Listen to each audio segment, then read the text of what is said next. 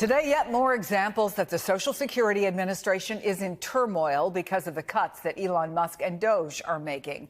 The Washington Post reports the Social Security Administration website crashed 4 times in 10 days this month, blocking millions of retirees and disabled Americans from logging into their online accounts because the servers were overloaded.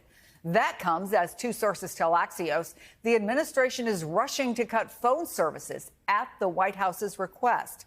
Which brings us to Frank Bisignano, facing questions from lawmakers today in his bid to become Social Security's permanent administrator. It's had 4 administrators in the past 5 months to serve 73 million retired workers. But his approach appears to contradict what's been happening. When you have a system that is not working now, do you think it's a great idea to lay off half of the employees? I don't know if, do I think it's a great idea to lay off half of the employees when a system doesn't work? I think the answer is probably no. Have you been consulted by the acting commissioner about Doge's work at the Social Security Administration? I have not had a conversation about anything with this Social Security commissioner who's acting right now.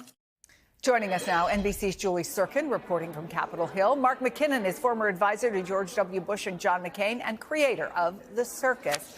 So, Julie, what did we learn about the future of Social Security from today's confirmation hearing? Well, Chris, Frank Bisignano, who is the CEO of Pfizer, of a financial technology company that he actually brought into good financial standing. They more than doubled their stock prices during his time as the leader of that company. So you can see what kind of approach he's taken to things. That does concern some Democrats, though, who spent the majority of their questions asking and prodding him specifically on whether he would curtail Elon Musk and Doge's efforts, especially when it comes to accessing Americans' personally identifiable information. He was asked about this point blank. Take a listen to this exchange, and then we'll talk about it on the other side. Will you lock Doge out of Social Security databases? I'm going to do whatever is required to protect the information that is private information. So I don't know what lock Doge out means. Are you willing to commit right now that you will put enough people back to work so they can do the job of delivering the benefits that Americans earned? I will commit, yes or no? I will commit to have the right staffing to get the job done. To get the job done, meaning delivering the benefits people are entitled to? Yes. Now, Bisignano vowed that there will be no impact to seniors, millions of whom are relying and receive these benefits. He did, of course, say that he will be looking to streamline and modernize the agency. That agency will be insolvent in the matter of this decade, Chris, if Congress or the government doesn't do something to save it. However, it's extremely unpopular. It's known as the third rail of politics for a reason to touch this agency. Bisignano saying he could even use AI to root out what he called waste, fraud, and abuse. That is, of course, a similar line that we've been hearing from Elon Musk's own efforts over at Doge. So Bisignano there testifying before the committee that oversees the Social Security Administration. Chris? Julie Sirkin, thank you for that. So, Mark, you heard the reporting of the turmoil, website crashing, phone service in danger. But today, the man who wants to lead the program made it clear that he believes customer services are critical. Take a listen. I think we have to meet beneficiaries where they want to be, and I think that includes field offices, it includes the phone, it includes technology on the phone, and then it includes a live agent if they want to talk to somebody. Do those priorities clash with what we're actually seeing?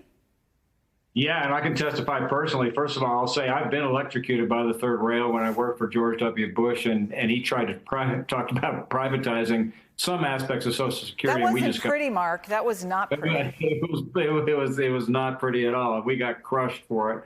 So I've been shocked by the notion that this discussion about tampering with Social Security. And just again, I can personally testify. I'm 70 years old this year. So I've been dealing with this, and listen, I'm better online than most people my age, but I'm still somewhat of a Luddite. So when I got frustrated trying to do this all online, I went down to the Social Security office. And first of all, there was a line around the block. And by the time I finally got to see somebody, they said, oh, we can't talk to you. You have to make an appointment. And then they said, you have to do that by phone. So now if they don't have phones, how is somebody supposed to do this? Because it doesn't work when you go to the office. If you can't do it online, your only option is the phone. Now they take away that option. It's insane. Yeah, I had a situation where I said, I have power of attorney. I can provide you the power of attorney. And they said, we don't accept power of attorney as proof. So NBC News reports that Trump allies are pressing the White House to dial back Elon Musk's media interviews over criticisms like these of Social Security. Take a listen. Most of the federal spending is entitlements. So that's like the big one to eliminate. Social Security is the biggest Ponzi scheme of all time. Is the Republican concern over those remarks an acknowledgement that Social Security is the third rail of politics, or are they so afraid of Elon Musk that the fact that from all reporting across the country, people are lining up where they do show up to yell at them, and where they don't show up, they're calling their offices? What's more important? Well, Elon Musk said the quiet part out loud about entitlements, and he's right about that. But he knows, he knows more about people on Mars than he does about seniors in America, because this is their lifeline. And I suspect this is where he's really going to get the leash pulled in, because President Trump has been pretty consistent about this over the years, talking about not touching Social Security.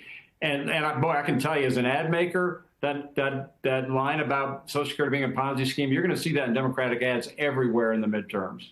Yeah, Mark, a Republican lawmaker, in fact, told NBC News, the more of these Musk interviews, the more discussion we'll have. I think the entire 2026 campaign will be a referendum on Musk. Is that kind of saying the quiet part out loud that every Republican is facing next year? Well, it does. And the one other thing I'd add is that he is right about the entitlements being where the money is. But, for example, in our defense spending, we spend 9 times as much on defense as China. 3 times as much, and 9 times as much as Russia or any other country. So if you want to make some cuts, Elon, go to the Defense Department and talk to Pete Hegseth. Mark McKinnon, it would be interesting to do a survey. Would you rather get your Social Security cut or defense spending cut? I'm willing, I'm not a bettor, but I'm willing to place a bet on how that would turn out. Always good to see you, Mark. Thank you. Don't look a day over 45.